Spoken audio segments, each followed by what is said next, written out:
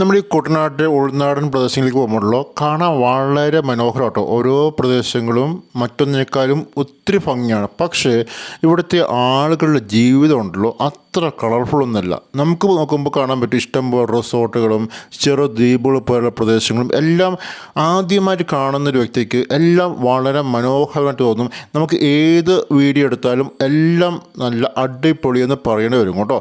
പക്ഷേ ഇവിടുത്തെ പ്രശ്നമുണ്ടെങ്കിൽ ഇവിടുത്തെ ആളുകളുടെ ജീവിതം നമ്മൾ ഉദ്ദേശിക്കുന്ന പോലൊന്നുമല്ല. ഇവർ കൂടുതലായിട്ട് ഉപയോഗിക്കുന്ന ചെറു ബോട്ടുകളൊക്കെ ആട്ടോ. ചെറു ബോട്ടുകൾ അല്ലെങ്കിൽ ചെറു വള്ളങ്ങൾ. ഇപ്പോൾ കാണുന്ന ഒരു റിസോർട്ടാണ്. ഇത് കാണുമ്പോൾ ഭംഗിയുണ്ട്. പക്ഷേ ഇവരുടെ ജീവിതത്തിലോട്ട് ഇറങ്ങി വരുമ്പോൾ അത് വ്യത്യസ്തമായിട്ടുള്ളൊരു കാഴ്ചപ്പാടായിരിക്കും. അപ്പോൾ നിങ്ങൾക്ക് എന്തെങ്കിലും എതിർ അഭിപ്രായം ഉണ്ടെങ്കിൽ നിങ്ങളും പറയുക. നിങ്ങൾ ഈ ഭാഗവുമായിട്ട് ബന്ധപ്പെട്ടിരിക്കുന്ന ആളാണെങ്കിൽ നിങ്ങൾ കൂടുതലായിട്ട് ഇതിനെപ്പറ്റി പറയുക. അപ്പോൾ എനിക്ക് മനസ്സിലായ കാര്യം, എനിക്ക് ഒറ്റ ദിവസം കൊണ്ട് മനസ്സിലായ കാര്യം, ഇവിടുത്തെ ആളുകൾ മെയിനായിട്ട് ഉപയോഗിക്കുന്ന ചെറു ബോട്ടുകളും ചെറു വള്ളങ്ങളുമാണ്.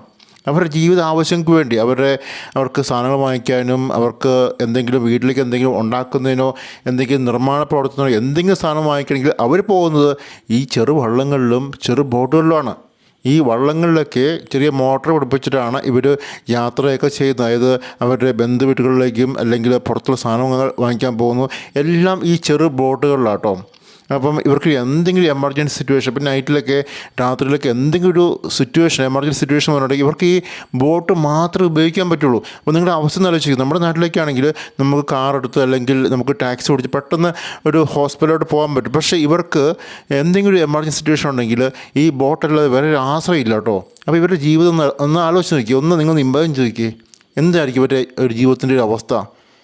അപ്പം വീഡിയോ ഇഷ്ടമായെങ്കിൽ ലൈക്ക് ചെയ്യുക. അപ്പോൾ ഞങ്ങളുടെ ചാനൽ ഇതുവരെയായിട്ട് സബ്സ്ക്രൈബ് ചെയ്തില്ല, ഒന്ന് സബ്സ്ക്രൈബ് ചെയ്യൂ കേട്ടോ. നെക്സ്റ്റ് വീഡിയോ കാണാവേ. Bye by.